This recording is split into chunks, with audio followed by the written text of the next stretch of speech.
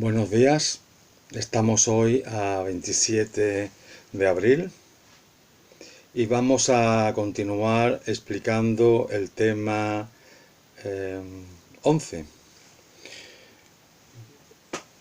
Mañana empezaremos con el tema 12, que es bastante largo. Continuaremos con el tema 12 el próximo lunes. El próximo martes tendremos la segunda prueba de progreso de los temas 6 a 9, ambos inclusive. Y ya después, a continuación, la semana siguiente, pues hablaremos seguiremos con el tema 12. Yo calculo que, desde luego, antes de la tercera y última prueba, habremos terminado el temario.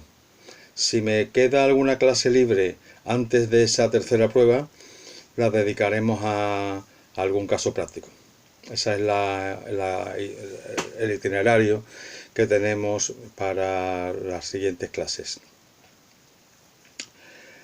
Bueno, el otro día habíamos terminado el epígrafe 7 y vamos a empezar hoy, vamos a explicar hoy el epígrafe 8, el 9 y el 10, y con eso terminamos este tema. Epígrafe 8, la aceptación pura y simple. Bueno, este es el caso más frecuente. Normalmente los herederos, una mayoría destacada, aceptan pura y simplemente la herencia. Pero también cabe la posibilidad de que lo hagan a beneficio de inventario. Esa opción la concede el artículo 998. En cuanto, centrándonos ya en la aceptación pura y simple, en cuanto a la forma, pues nos dice el artículo 999 que la aceptación pura y simple se puede hacer o de manera expresa o de manera tácita. Y en ese mismo artículo se dice en el párrafo tercero que la aceptación expresa es la que se hace en documento público o privado. ¿Por qué no vale la oral? Porque por la dificultad que tiene de la prueba. Porque si se hace de manera oral harán falta los testigos y entonces ya entraremos ahí en si son interesados o no son interesados, en fin. De manera que, por eso, para mayor seguridad, el código exige la forma documental para la aceptación expresa. Sin embargo, la aceptación tácita, como hemos dicho muchas veces cuando hablamos de lo tácito es lo que se deduce de los hechos, no de los dichos. Los dichos son materia de la aceptación expresa. Los hechos son materia de la aceptación tácita. Entonces aquí hay unos hechos de los que se infiere que solamente pueden ser interpretados en un solo sentido, en el sentido de que se acepta pura y simplemente la herencia.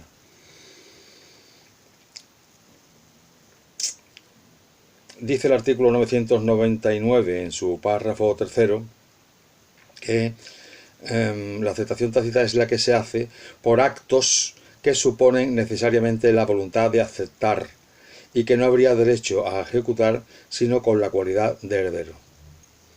Es decir, aquí ha habido, lo que hemos dicho en otras veces, ha habido actos de señor de los que se deduce con toda claridad que se hacen esos actos de señor porque previamente se ha adquirido la herencia o se está adquiriendo precisamente al ejecutar esos actos de señor. Hay un supuesto legal en el que se dictamina que hay aceptación de la herencia por la realización de ciertos actos. Me estoy refiriendo al artículo 1000 del Código Civil, que nos dice, estamos hablando de aceptación tácita. Entiéndese aceptada la herencia, primero, cuando el heredero vende, dona o cede su derecho a un extraño, a todos sus coherederos o a alguno de ellos. Segundo, cuando el heredero la renuncia, aunque sea gratuitamente, a beneficio de uno o más de sus coherederos. Tercero, cuando la renuncia por precio a favor de todos sus coherederos indistintamente. Pero si esta renuncia fuese gratuita y los coherederos a cuyo favor se haga son aquellos a quienes debe acrecer la porción renunciada, no se entenderá aceptada la herencia. Bien, vamos a comentar. Este artículo, la verdad, a mi juicio, es bastante confuso y da lugar a, por su confusión, da lugar a interpretaciones que no pueden, puede que no sean correctas. Porque vamos a ver, en el primero de ellos se nos está hablando de lo que se llama esto es lo que se llama la venta de la herencia. La venta de la herencia es cuando un heredero llamado pues cede su derecho a un tercero y por precio, la venta de la herencia. En el segundo supuesto, venta de la herencia, cuando el heredero vende, dona o cede, bueno, claro, en caso de donar no es una venta, dona o cede su derecho a un extraño, a todos sus coherederos o a alguno de ellos. Lo cierto es que el heredero se desprende de algo que previamente tiene, y en consecuencia eso es lo que hace pensar que ha aceptado la herencia de manera tácita. El segundo supuesto, cuando el heredero la renuncia, aunque sea gratuitamente, a beneficio de uno más de sus coherederos. Aquí se trata de una renuncia traslativa, es decir, el heredero tiene su parte, pero la cede a un tercero mediante el procedimiento de la renuncia. Yo renuncio, pero no renuncio y lo dejo ahí, sino que lo renuncio a favor de tal persona. Y esto puede ser tanto la renuncia expresa, onerosa como la gratuita. Desde luego, la renuncia onerosa realmente es una venta de herencia. Yo renuncio a mi parte porque se la cedo a este. Bueno, en realidad es que se la estoy vendiendo. Tercero, cuando la renuncia por precio, o sea, estamos hablando aquí de renuncia onerosa otra vez, a favor de todos sus coherederos indistintamente.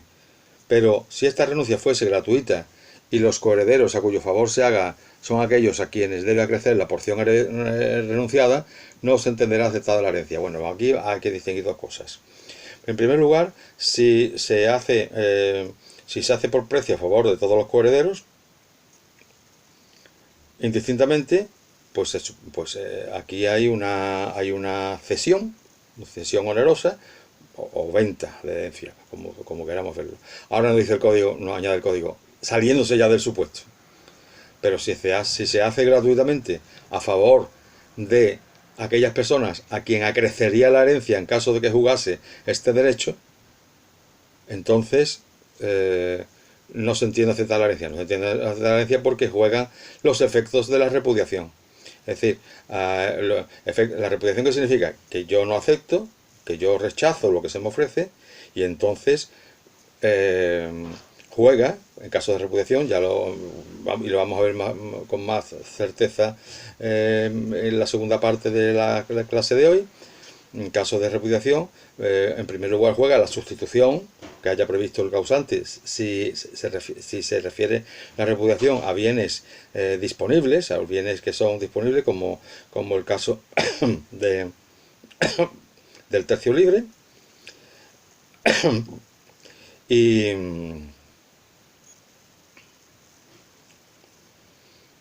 Y además, si juega la repudiación, si se refiere a la parte de legítima o a la parte de la intestada, en la que no ha tenido intervención el testador, ahí no puede jugar la sustitución, y entonces puede jugar, no juega siempre, puede jugar el derecho de acrecer. Y me preguntarán ustedes, ¿y por qué no puede jugar el derecho a acrecer? Porque el derecho a acrecer tiene unos requisitos. Tienen que ser llamados todos en partes iguales y no desiguales. Luego, si ha habido un llamamiento de manera desigual, pues aquí no puede jugar ni la repudiación, ni la cesión, que no es una repudiación. Surte los efectos de la repudiación, porque realmente la repudiación es una declaración expresa de no querer algo. Y aquí, sin embargo, lo que ocurre es que hay una cesión gratuita a favor de quienes serían herederos por el derecho a crecer. Pero realmente no hay voluntad de renunciar a lo que se recibió, sino precisamente lo que hay es disposición de aquello que se recibió. Por lo tanto, aunque es igual en cuanto a efectos a la repudiación, el supuesto no es un supuesto de repudiación, sino es un supuesto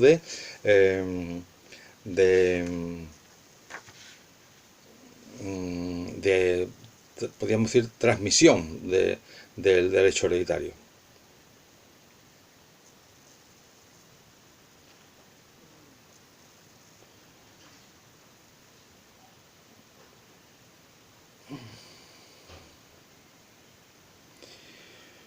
Bien, distinto del caso de la aceptación tácita de la herencia es el caso de la, llamémosla, aceptación legal o forzosa de la herencia. Es el caso contemplado en el artículo 1002 del Código Civil. Aceptación, también se llama aceptación ex lege, que le priva de la facultad de repudiar y por lo tanto obliga a aceptar, y no solamente aceptar dándole la opción de aceptar pura y simplemente por beneficio de metal, sino con la obligación de aceptar pura y simplemente como sanción a aquellos, a los herederos que hayan sustraído u ocultado algunos efectos de la herencia, quedando como herederos puros y simples, sin perjuicio de las penas en que hayan podido incurrir.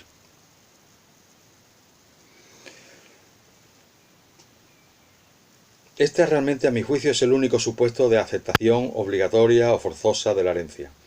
Porque es verdad que hay otros dos supuestos en los que la herencia se puede adquirir por algún tercero, cumpliendo el requisito legal que se haya establecido, en cuyo caso no es una aceptación obligatoria por parte de los herederos, sino una aceptación utilizando un mecanismo legal por parte de unas personas que pueden aceptar la herencia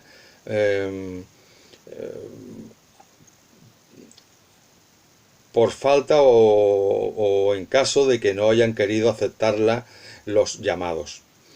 Son dos supuestos concretos. El primero, el supuesto de la aceptación de la herencia por los acreedores particulares del llamado, a lo que le dedicaremos una parte final, cuando el llamado repudia la herencia y tiene acreedores, son acreedores particulares del llamado, estos pueden aceptar la herencia en su nombre y con el objeto de cobrar lo que se les debe, con cargo a esa herencia.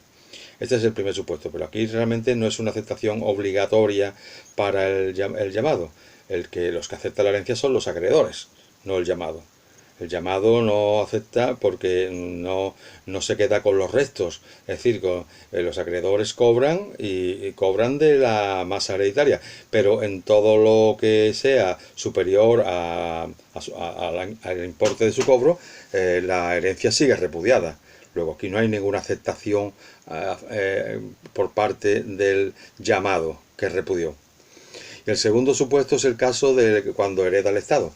Cuando a falta por insuficiencia de los herederos anteriores, es decir, de los herederos voluntarios y de los herederos intestados familiares, si ninguno de ellos acepta la herencia, la recibe el Estado en último lugar y a beneficio de inventario. Es un supuesto en que también adquiere la herencia una persona distinta a los llamados, pero porque estos no han querido hacerse cargo de esa herencia.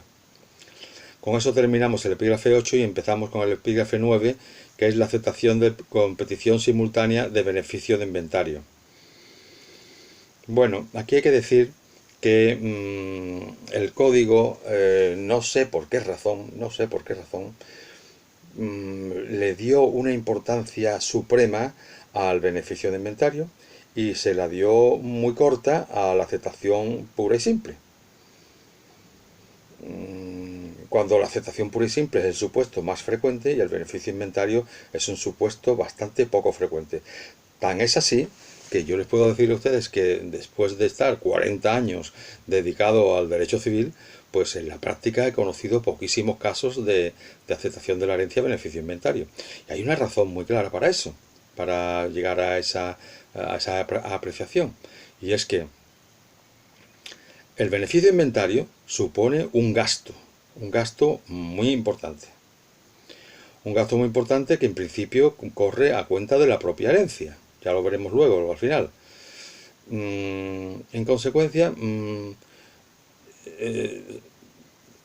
con el beneficio inventario lo que queremos es que en los casos dudosos, en los casos en que no sabemos si aquello va a salir bien o va a salir mal, si las deudas se van a comer todo lo recibido o no, pues lo que hacemos es que tomamos esta postura intermedia en el sentido de decir, yo acepto, pero solamente voy a responder de las deudas con lo que reciba. Eso es el beneficio de inventario. Se acepta, pero de una manera limitada, porque se va a responder de manera limitada. Se va a producir una separación patrimonial entre lo que voy a recibir por herencia y el resto de mi patrimonio. Van a estar separados, es lo que se llama el beneficio de separación. Pero, ¿por qué se usa poco? Porque realmente si uno, cuando analiza una herencia a la que uno lo han llamado, uno analizará y habrá dos casos clarísimos. Está el caso clarísimo de que hay poquísimas deudas y hay un patrimonio importante o no importante, pero como no hay deudas, hay algo. En ese caso, pues, ¿para qué vamos a hacer un inventario? Si yo conozco que las deudas son muy pequeñas, ¿para qué voy a molestarme en hacer un inventario? Para eso que hago que acepto pura y simplemente y me ahorro los gastos. En el caso de que haya muchísimas deudas, bueno, pues si veo que las deudas, así grosso modo, superan el activo, pues lo que hay que tomar es la decisión de repudiar la herencia. Así de fácil. Y solamente en los casos dudosos se pediría el beneficio de inventario. Pero claro, puede que la duda se resuelva en el sentido de no sé si esto va a salir bien o mal, pero encima le voy a echar un gasto importante como es el inventario. Así que entonces en ese caso, en vez de tomarse la decisión de aceptar el beneficio de inventario, que es dudosa, que es de dudoso éxito, no sabemos si al final, después de tanto eso, va a resultar, al haber deudas importantes, va a resultar que le añadimos a los gastos del inventario el hecho de que luego puede que nos quedemos sin nada de la herencia porque los acreedores cobran de esa herencia y prácticamente no queda nada. Pues para hacer eso, más hubiera valido repudiar. Y por eso digo yo que el beneficio de inventario se usa muy poco, porque está en una tierra intermedia, pero que casi siempre el llamado se decantará por aceptar puro o simplemente o por repudiar. Solamente hay casos en que legales en los que la ley es la que establece que se va a aceptar a beneficio de inventario. El caso de que acepte el Estado como último llamado, o algún caso que hemos visto en los temas anteriores de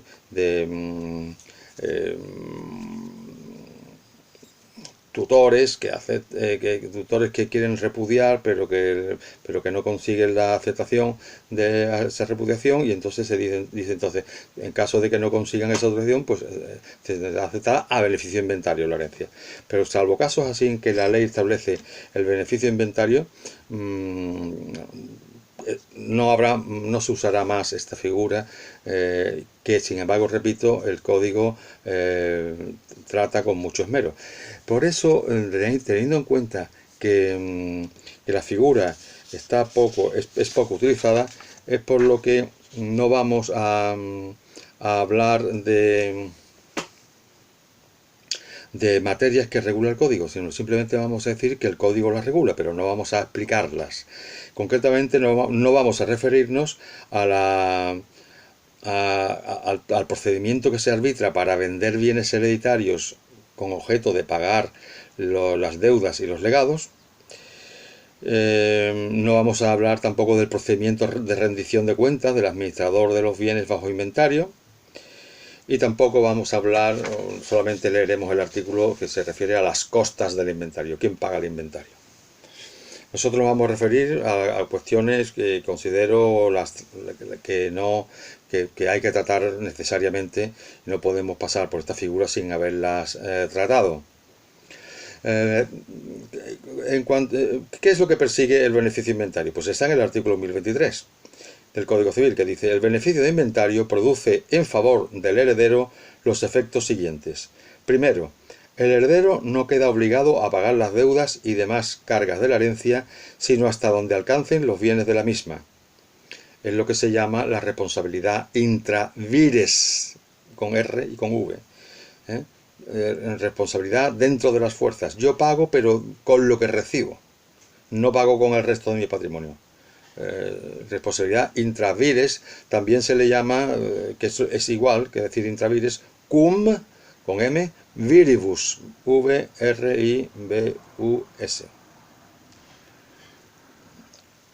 Esta es la responsabilidad intravires. Yo respondo como heredero, pero solo hasta donde alcanza lo que recibo en la herencia. Segundo caso, segundo efecto, según el 1023, conserva contra el caudal hereditario todos los derechos y acciones que tuviera contra el difunto.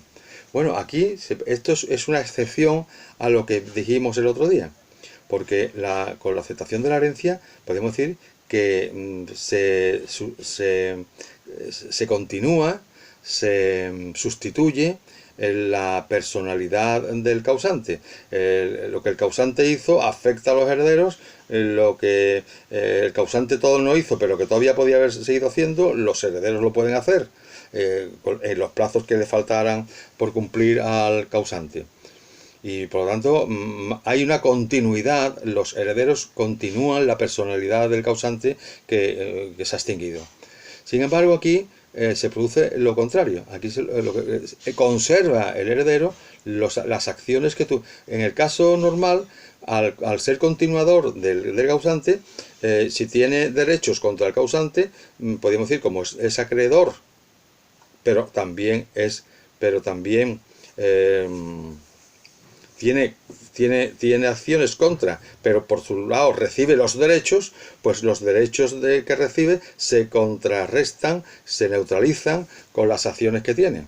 Sin embargo, como aquí no se produce esa plena confusión, nos juega precisamente lo que es la confusión como causa de extinción de las obligaciones, porque se continúa con la separación, pues eso hace que todavía conserve las acciones y derechos que tenía contra el causante, ahora las puede ejercitar frente a la herencia.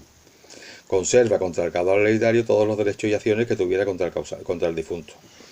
Y tercero, no se confunde para ningún efecto en daño del heredero sus bienes particulares con los que pertenezcan a la herencia. Es que, claro, esto es el beneficio de separación, otra manifestación del beneficio de separación. La primera es que la responsabilidad cum virius, que solamente se responde con lo recibido, no se mezcla con sus bienes particulares a efectos de pagar esas deudas. Y en segundo lugar, no hay confusión, no se mezclan los bienes recibidos con los bienes que tenía, sino que permanecen separados. Esto de mantenerlos separados es teóricamente fácil, desde el punto de vista de las ideas, intelectual, pero algunas veces en la práctica es complicado. ¿Qué pasa, por ejemplo, si se recibe un dinero de una herencia de beneficio inventario, se recibe un dinero y se ingresa en la misma cuenta donde tenemos el resto de nuestro dinero? Pues ahí se están mezclando. Decimos que hay beneficio de separación, pero lo cierto es que en la práctica se están confundiendo. ¿Qué pasa si el bien que recibimos, por ejemplo, piénsese en un rebaño o en toneladas de trigo, y cuando lo mezclamos con nuestro rebaño, con nuestra tonelada, pues ahora como sabemos que el patrimonio está separado, si en la práctica se han juntado? Bueno, pues ahí lo que podemos decir es que lo que se ha recibido en beneficio inventario, podemos decir, si conocemos su cuantía, pues sabemos que aunque esté inmersa en una cifra superior, pues sabemos que dentro de esa cifra superior hay una parte en la que juega el beneficio inventario, aunque no podamos individualizar los billetes concretos o las ovejas concretas que pertenecen a esa pequeña parte o a esa parte inferior a la total.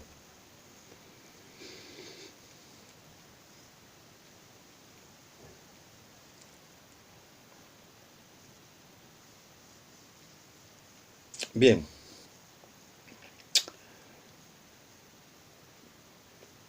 En el artículo 1010 se nos dice que, que el beneficio de inventario es un derecho que el testador no puede eliminar.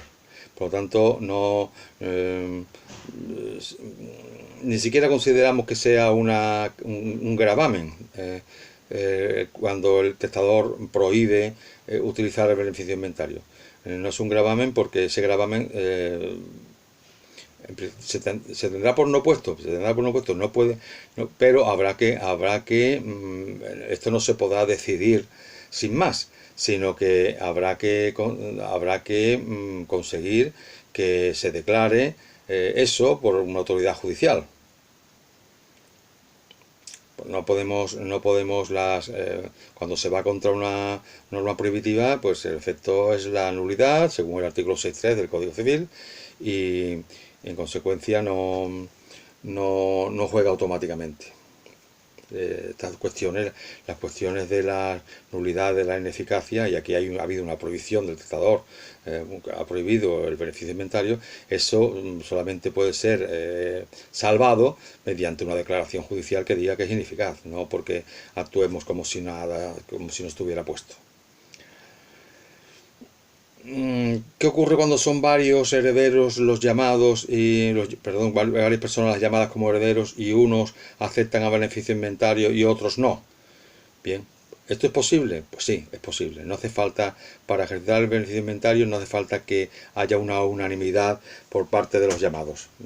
Es decir, que para que juegue el beneficio inventario no hace falta que todos unánimemente opten por el beneficio inventario. Es posible que unos acepten al beneficio inventario y otros no. Lo que pasa es que aquí habrá efectos distintos. Por parte de los que aceptan el beneficio de inventario responderán limitadamente y por parte de los que aceptan pura y simplemente responderán ilimitadamente. El inventario se hace y el inventario es de toda la herencia y por lo tanto va a afectar también a los que aceptan pura y simplemente. Lo que pasa es que estos van a responder con su propio patrimonio desde el primer momento, del momento que aceptan, mientras que los que aceptaron a beneficio de inventario no van a responder con su propio patrimonio, sino con lo que van a recibir y que está sujeto a la realización de ese inventario. Así lo establece el artículo 1007, que permite que pueda un heredero hacer uso de este beneficio, aunque no lo ejerciten los demás. En cuanto a la forma, el artículo 1011 del Código Civil exige la forma notarial. La declaración de hacer uso del beneficio de inventario deberá hacerse ante notario. ¿Cuándo? Normalmente se acepta beneficio de inventario cuando se manifiesta la voluntad de aceptar. Yo acepto y en ese momento digo a beneficio de inventario. Sin embargo, hay casos en los que se permite aceptar después. O sea, perdón, hacer la declaración, recuerden, ante notario, después de haber aceptado la herencia. Por ejemplo, son todos los supuestos en los que los supuestos de aceptación tácita, pues como siempre cabe la posibilidad de que hagamos un acto que supone aceptación tácita, pero todavía nos quede tiempo de decir, oiga, sí, yo he aceptado tácitamente, pero acepto a beneficio de inventario, y se puede hacer después. De manera que, aunque la aceptación a beneficio de inventario suelen ser simultáneas, cabe la posibilidad de aceptar primero y hacer los beneficios de inventario después. En principio, el plazo para aceptar con el beneficio de inventario, según el artículo 1016, es el plazo que mientras que no haya prescrito la acción de petición de herencia, que en principio, que vamos a ver más adelante, y en principio esta acción es una acción que prescribe a los 30 años, como dijimos el otro día. Ahora bien, aparte de esta posibilidad, que es la posibilidad de plazo largo, está la posibilidad del plazo corto. Podemos ejercitar el beneficio de inventario en un plazo muy corto, concretamente de 30 días, en los supuestos contemplados en los artículos 1014 y 1015. que ya hemos visto, porque son los mismos artículos a los que se le aplica también el derecho la petición de derecho de deliberar. Por lo tanto, vamos a repetir estos artículos que ya los conocemos porque lo vimos en el derecho de deliberar. Artículo 1014. El heredero que tenga en su poder la herencia, es decir, aquí se trata de un heredero llamado pero que es poseedor de los bienes, o parte de ella, y quiera utilizar el beneficio inventario o el derecho de deliberar, deberá comunicarlo ante notario y pedir en el plazo de 30 días, a contar desde aquel en que supiese ser tal heredero, la formación de inventario notarial con citación a los acreedores y legatarios para que acudan a presenciarlo si les conviniere. Este es el caso, el plazo de 30 días que se da en caso de que el llamado sea poseedor de los bienes. Ahora bien, cuando no hay posesión de los bienes por parte del llamado, juega el artículo 1015. Cuando el heredero no tenga en su poder la herencia o parte de ella, ni haya practicado gestión alguna como tal heredero, el plazo expresado en el artículo anterior se contará desde el día siguiente a aquel en que expire el plazo que se le hubiese fijado para aceptar o repudiar la herencia conforme al artículo 1005, o desde el día en que la hubiese aceptado o hubiera gestionado como heredero. Bien, aquí lo que hay que decir es que lo llamativo del caso es que recuerde que en el artículo 1005 se le daba el plazo de 30 días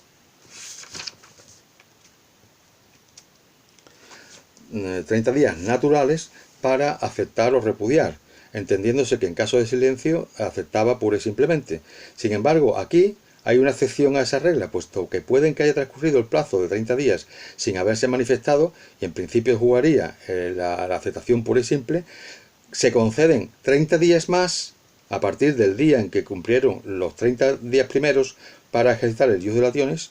Aquí ya sabemos que se ha aceptado, que ya la posibilidad de repudiar no existe, porque han pasado 30 días y ha habido silencio. Pero no juega la aceptación pura y simple si en el plazo de 30 días, desde que terminó el plazo anterior de 30 días, se decide por la aceptación a beneficio inventario, el llamado que ya es aceptante.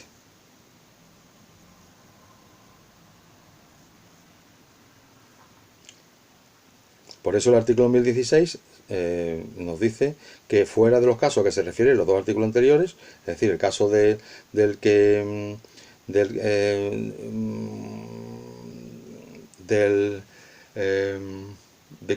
es poseedor de los bienes, y el caso del que, no siendo poseedor, le ha transcurrido el plazo de 30 días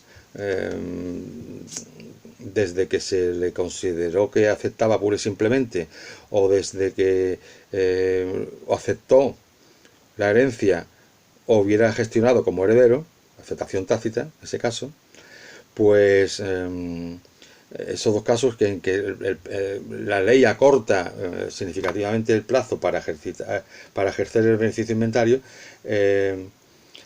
Sigo con el 1016, fuera de los casos que se refieren a los dos artículos anteriores, si no se hubiese presentado ninguna demanda contra el heredero, si no se le ha urgido, no se le ha presionado, podrá aceptar el beneficio inventario o con el derecho de deliberar mientras no prescriba la acción para reclamar la herencia, 30 años.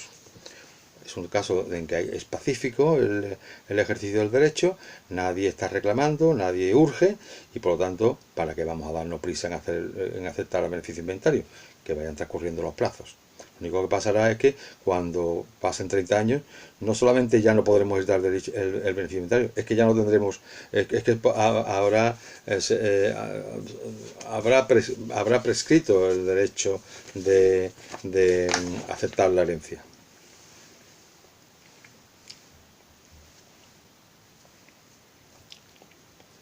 Bien, durante la tramitación del inventario hay que decir una cosa muy clara. El objetivo del inventario no es simplemente hacer un inventario, no es simplemente decir, pues mire usted, voy a recibir esto y se debe lo otro. Ese no es el objetivo del inventario. El objetivo del inventario, y para eso está el beneficio inventario, es liquidar. Es un objetivo liquidatorio. De tal manera, es así que se nos dice en el artículo 1033,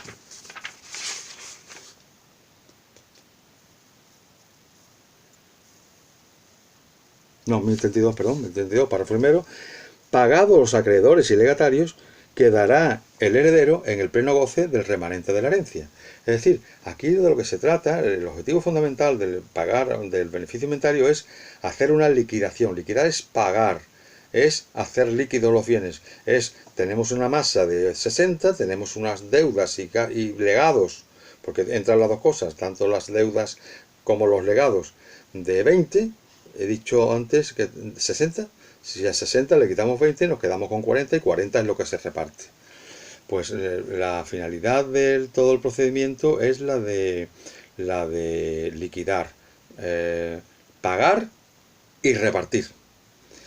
Pero mucho cuidado con esto. Ese es el objetivo del inventario. Eso es lo deseable. Esto es lo que normalmente se hará.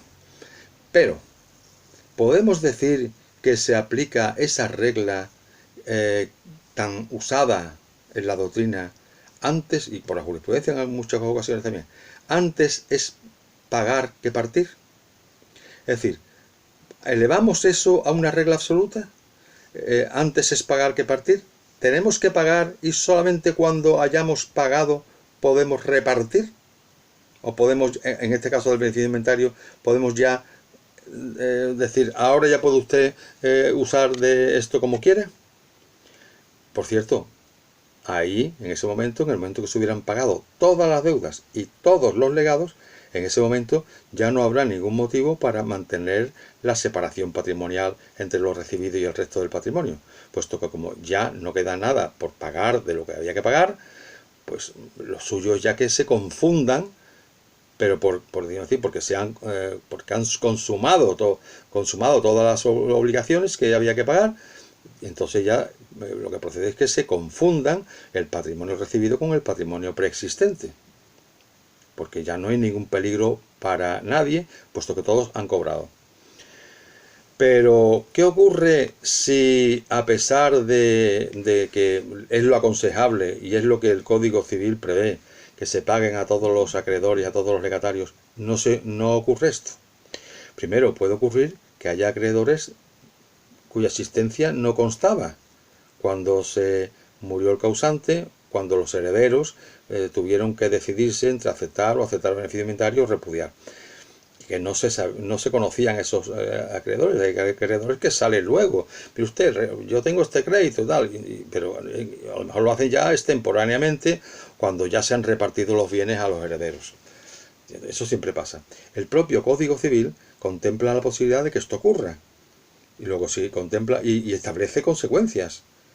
Concretamente, si después de haberse distribuido todos los bienes, porque parece que se ha pagado todo lo que se debía de deudas y de legados, y después resulta que después aparece un nuevo acreedor, pues entonces dice el Código Civil, pues entonces responderán los legatarios hasta el valor de lo que han recibido como legados. Si en la herencia no quedan ya bienes suficientes. Esto lo hemos visto ya en varias ocasiones y todavía lo veremos de nuevo en el tema 13. Luego, podríamos decir que la finalidad del beneficio inventario es la de liquidar, pero no siempre conseguiremos esto. Es posible que algunas veces se entreguen los bienes sin haber pagado todos los legados y todos los créditos. Entre otras cosas, también se puede hacer el reparto o la entrega definitiva si aun sin haber pagado los legados y los créditos y las deudas, mejor dicho, los hemos asegurado de manera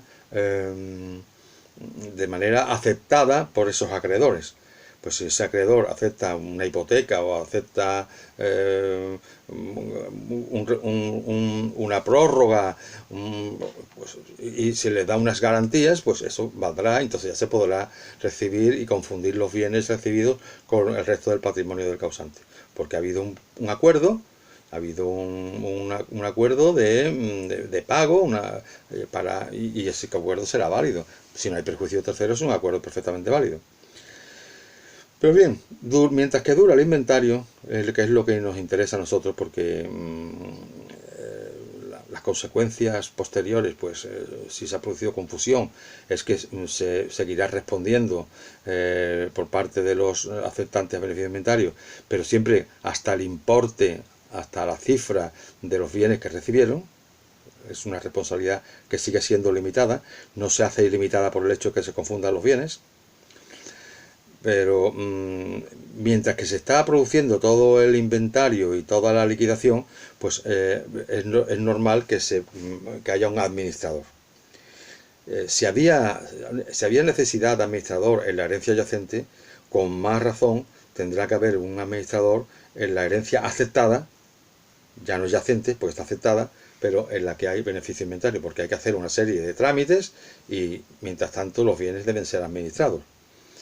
En primer lugar, pues se seguirá se nombrará a quien haya designado el causante. A falta de designación expresa del causante, serán los llamados como herederos los que nombrarán ese administrador. Y por último, en caso de que haya discordia entre los llamados y estén pleiteando entre ellos porque hay alguno ha pedido la división de la herencia y ya hace falta y no se ponen de acuerdo en cuanto a la figura del administrador, pues en este caso será el juez el que nombrará el administrador.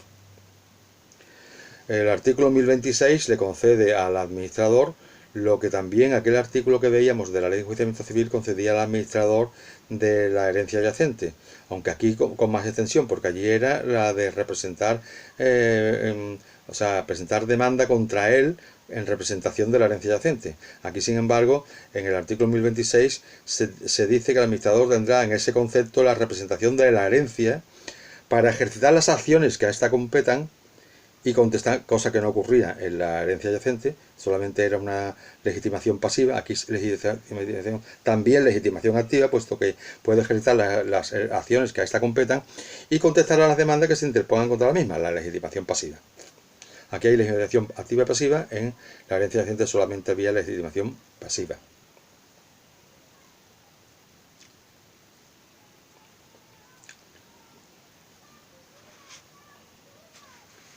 Bien, en cuanto al plazo para realizar el inventario, está regulado en el artículo 1017.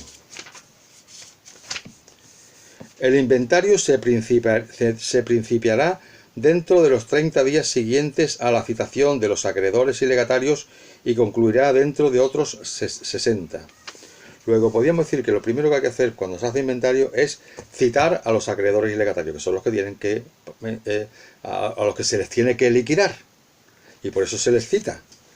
Oiga, vamos a hacer un inventario, que sepa usted que puede usted comparecer para ver cómo se está haciendo. Desde el momento en que se les cita, comienza el plazo de 30 días para empezar el inventario. Se principiará para empezarlo.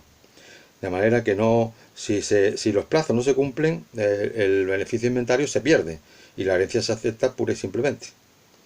El beneficio de inventario es una cosa muy seria y si usted lo hace, cumpla los plazos, porque si no, está usted simplemente retrasando o enturbiando los derechos de los que quieren cobrar, que son los acreedores del causante y los legatarios. Sigue diciendo 30 días. Y concluirá dentro de otros 60, es decir, que una vez que se inicia, dentro de los 30 días podemos iniciarlo el día 29, entonces tendremos 60 días hasta el día 69. Si se inicia el plazo con la citación de legatarios y de acreedores el día 10, pues tendremos 60 días a partir del día 10, hasta el día 70, para concluir el inventario. Pero este plazo se puede alargar, porque en el párrafo segundo del 2017 dice: si por hallarse los bienes a larga distancia, claro, habrá que entender que es larga distancia, o ser muy cuantiosos, o por otra causa justa, parecieren insuficientes dichos 60 días, podrá el notario prorrogar este término por el tiempo que estime necesario sin que pueda exceder de 1 año. Luego aquí vemos que el notario va a tomar una decisión la de alargar el plazo para la realización la culminación del inventario, no para principiarlo, sino para culminarlo, y ese plazo puede oscilar entre 60 días, que es el mínimo, lo que ya le da la ley, en principio, hasta un año, que es muchísimo. Y claro, tiene que ser una razón fundamentada, por tratarse de bienes muy a larga distancia. ¿Qué es larga distancia? ¿Es en otro país o dentro del propio país? Bien, todo aquello que suponga hasta ser bien a la distancia, y aquí hay que hacer, como hay que hacer un inventario, pues hay que hacer una valoración, un avalúo. El inventario de que no sirve si no valoramos las cosas. Primero hay que hacer una relación de bienes y derechos y después poner su valor. Claro, eso hay que calcularlo y siempre costará más calcular lo que está lejano en la distancia que lo que está aquí a mano, donde podemos hablar con unos peritos conocidos. En otros lados a lo mejor tenemos que buscar, tenemos que inquirir, a ver qué perito puede ser. En fin, todo esto se puede complicar y alargaría el plazo, y por eso pero bien, yo creo que no habría que dar hasta un año. Sí, cuando fuera muy cuantioso el caudal, porque si la verdad sí es complejo, porque es un caudal inmenso. El código emplea la palabra, por ser muy cuantiosos, es decir, muy cuantiosos es muy cuantiosos. Es un caudal bastante fuera de lo normal. Fuera de lo normal, no es, ni siquiera es un poquito superior a lo normal, sino muy superior a lo normal. En ese caso podría concederse un plazo para la culminación del inventario de hasta un año. O por otra justa causa, por las razones que no son las dichas, sino otra que sea semejante y que retrase de manera justificada la realización del inventario. Eso en cuanto a los plazos. Bien, lo importante del inventario es decir qué bienes entran en el inventario. Finalidad: esos son los bienes que están sometidos al régimen de la separación patrimonial. Son los bienes que van a poder ser objeto de ejecución y de embargo por parte de los acreedores. Y por lo tanto tenemos que tener identificados, y eso es por eso es la fase de describir los bienes, y cada uno de ellos de manera individual, para que no se confundan con los demás. Tenemos que, eso es el inventario. El avalúo, lo importante no es lo verdaderamente importante es la descripción, el hacer constar qué bienes son los que se reciben.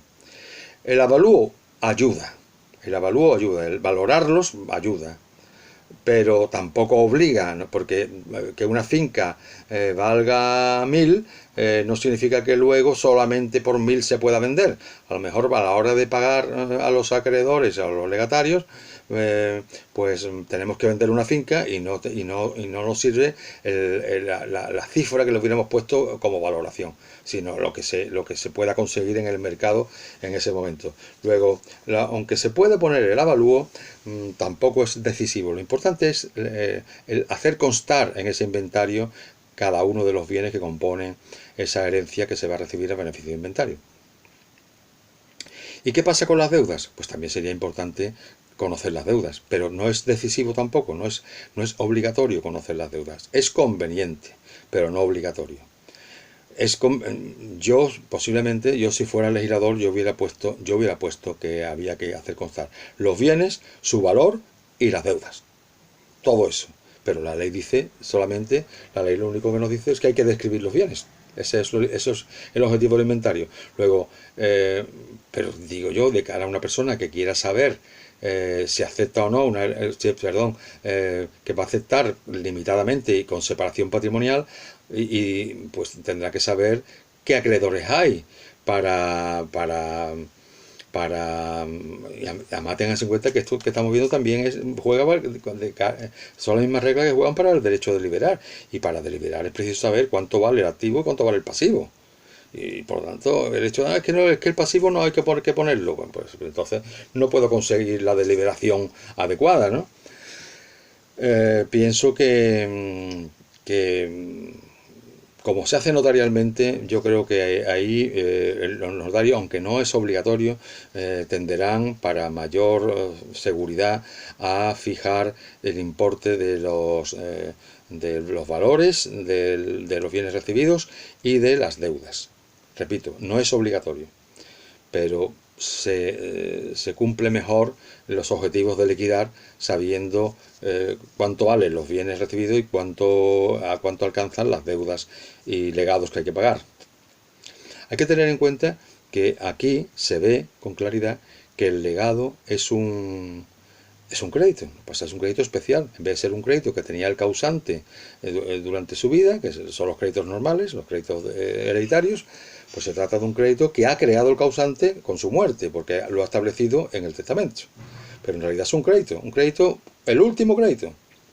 Pero es un crédito y por eso se le asimila a los acreedores a efectos de ser personas que son los que van a cobrar en el beneficio de inventario. Aunque por ese orden, en primer lugar cobran los acreedores y en segundo lugar van a cobrar los legatarios.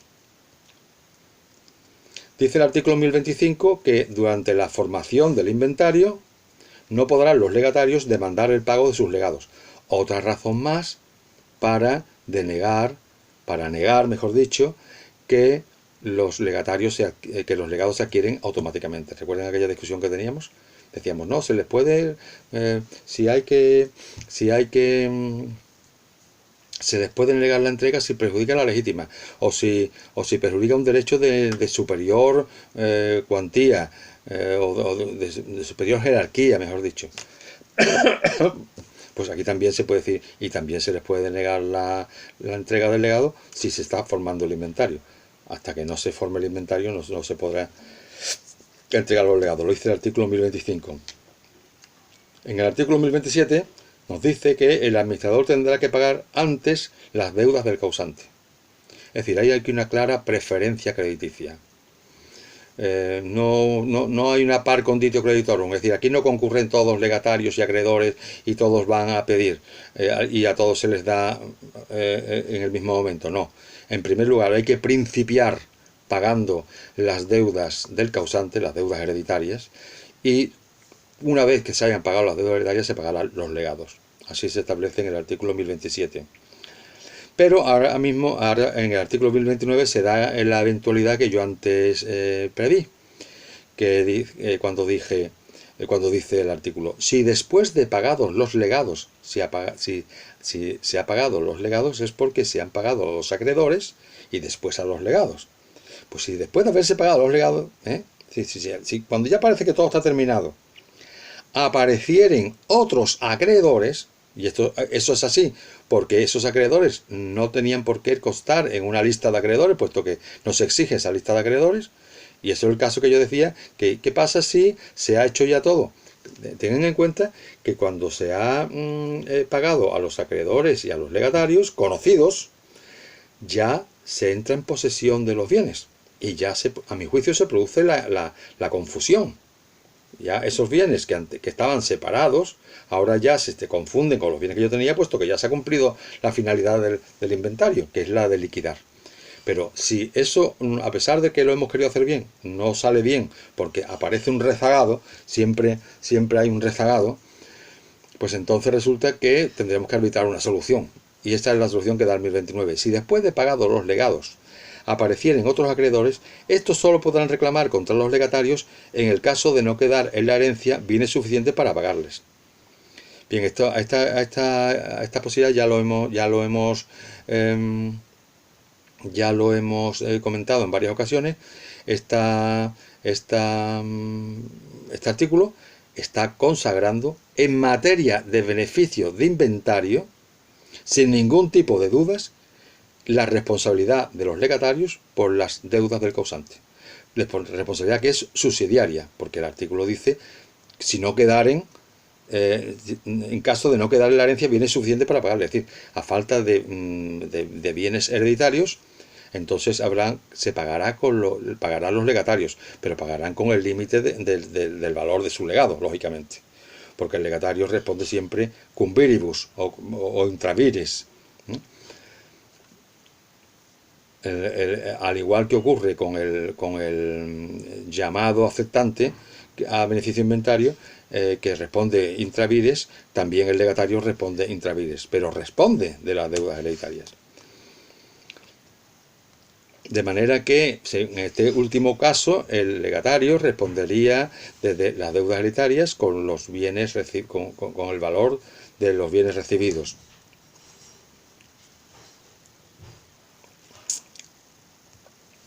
Bien, ¿y qué pasa si todos los acreedores por un lado, legatarios por otro, se presentan y no hay caudal suficiente para pagarlos todos? Bueno, en cuanto a los legatarios, ya vimos en su día las reglas de preferencia entre legados, que se aplica aquí. Las reglas que vimos de que los legados remuneratorios, los legados de cosa cierta, la preferencia establecida por el causante, etcétera, etcétera. Y en último caso, en proporción al importe de sus legados.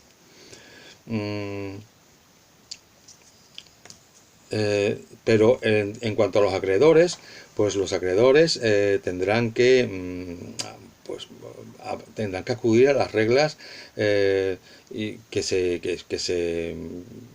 que son aplicables en estos casos. Estamos hablando de colisión entre derechos de acreedores y las reglas que resuelven esto son las reglas de preferencia crediticia, que están por ejemplo, en materia de concurso.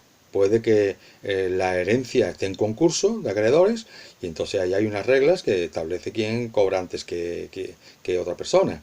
Un acreedor, por ejemplo, hipotecario, tiene preferencia sobre un acreedor ordinario. De manera que serán las reglas que resuelven eso, y en algún caso será porque estamos en un concurso, la herencia está en concurso judicial, y ahí se verá por qué orden cobran. Y si no hay concurso judicial, porque no hay la característica del concurso, y es que no haya liquidez para pagar las deudas o que el pasivo sea superior al activo, si no estamos en el caso del concurso, estamos en un caso de una situación normal, pues entonces se aplicará, se ejercitará el procedimiento de tercería de mejor derecho, para que en función de la entidad de cada uno de los créditos se determine por el juez qué créditos tienen preferencia sobre otros, qué créditos son ordinarios y cobran todos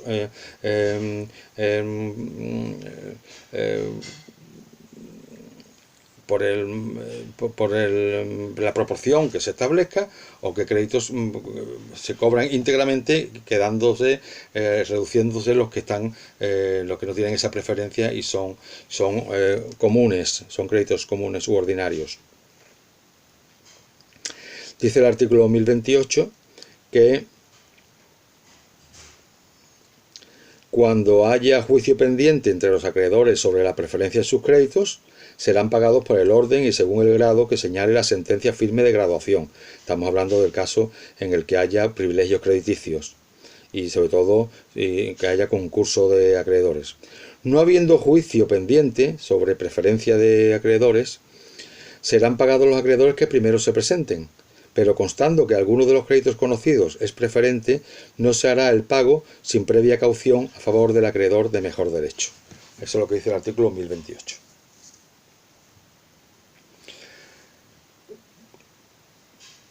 Decíamos que una vez que se pagan todos los créditos, todas las deudas y a todos los legatarios, pues entonces el remanente es lo que se entrega al heredero que ha aceptado beneficio inventario, y repito, para mí ahí se produce ya la confusión.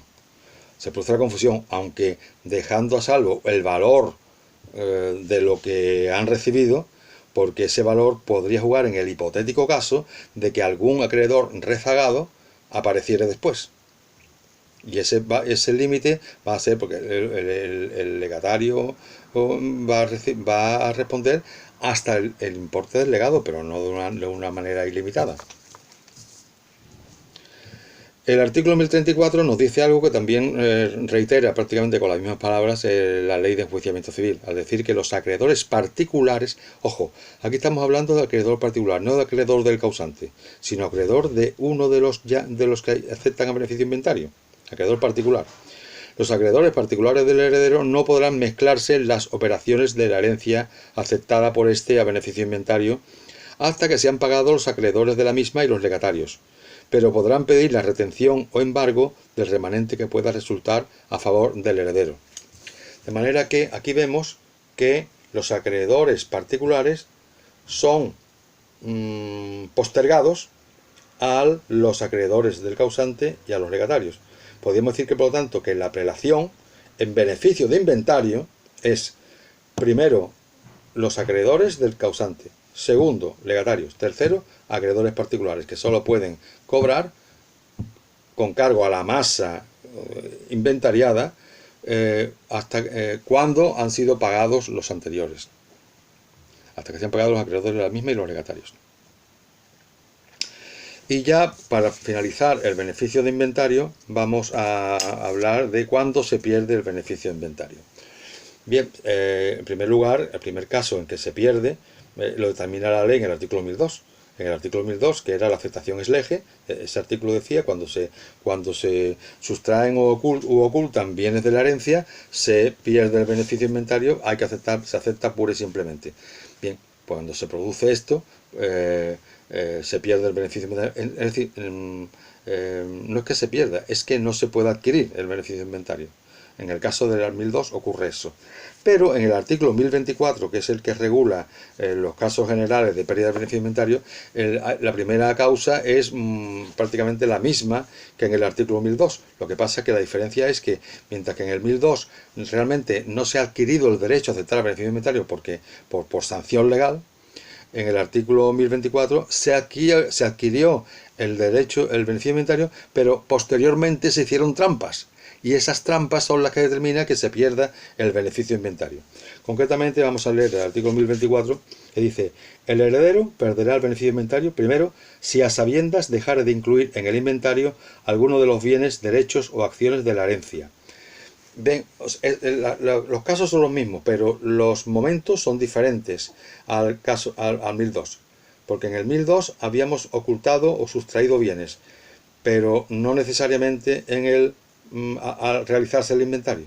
Aquí sí, aquí es como se produce, podríamos decir, mala fe al realizar el inventario y por ese ánimo de defraudar, de ocultar, de sustraer de manera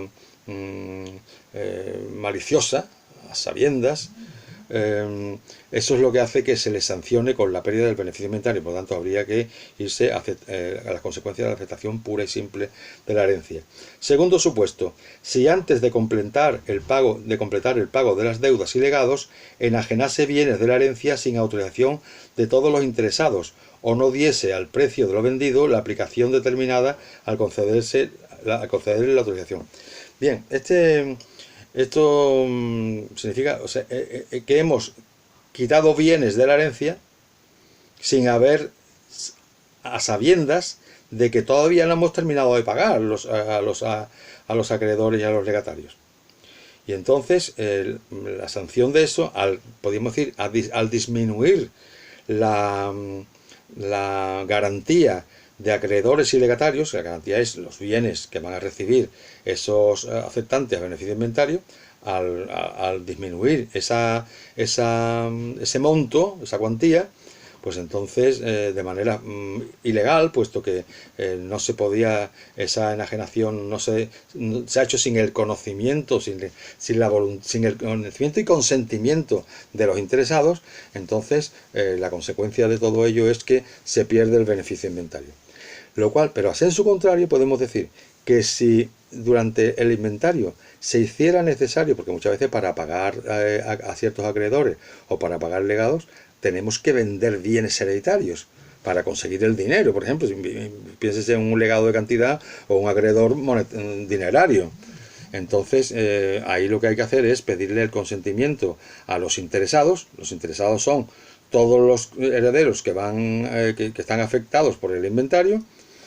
Esos están interesados, lógicamente. También están interesados los acreedores y también los legatarios. Pues si contamos con el consentimiento de todos, se pueden vender los bienes hereditarios para cumplir el objetivo de pagar a esos herederos y a esos legatarios. Eso se puede hacer. Pero si se hace sin tener la autorización, pues entonces se pierde el beneficio de inventario. Sin embargo, el 1024 en su párrafo final establece excepciones a la regla que se ha puesto antes, es decir, que en principio hay que contar con la autorización de todos los interesados, y si no se hace así, pues se pierde el beneficio de inventario. Pero hay excepciones a esa regla general que se establece en el apartado segundo del 1024, que es la que se contempla en el párrafo segundo, porque el apartado segundo es del párrafo primero. En el párrafo segundo del 1024 se dice: no obstante, podrá disponer de valores negociables que coticen en un mercado secundario a través de la enajenación en dicho mercado, y de los demás bienes mediante su venta en subasta pública notarial previamente notificado a todos los interesados, especificando en ambos casos la aplicación que se dará al precio obtenido. Por lo tanto, aquí esto sustituye al requisito del consentimiento de todos los interesados. Aquí no hay consentimiento de todos los interesados, pero sí se hace mediante un procedimiento más fiable. La venta se hace por un procedimiento más fiable, que es la venta en bolsa, llamémoslo así, o la venta en pública subasta notarial, con fijación del destino que se le va a dar al obtenido por esas ventas, con lo cual esto garantiza mejor el derecho de los acreedores y legatarios y suple al requisito de la autorización de estos. No hace falta la autorización porque se ha utilizado un procedimiento más seguro y fiable. Y con eso terminamos la aceptación a beneficio de inventario y esta primera parte del tema de hoy.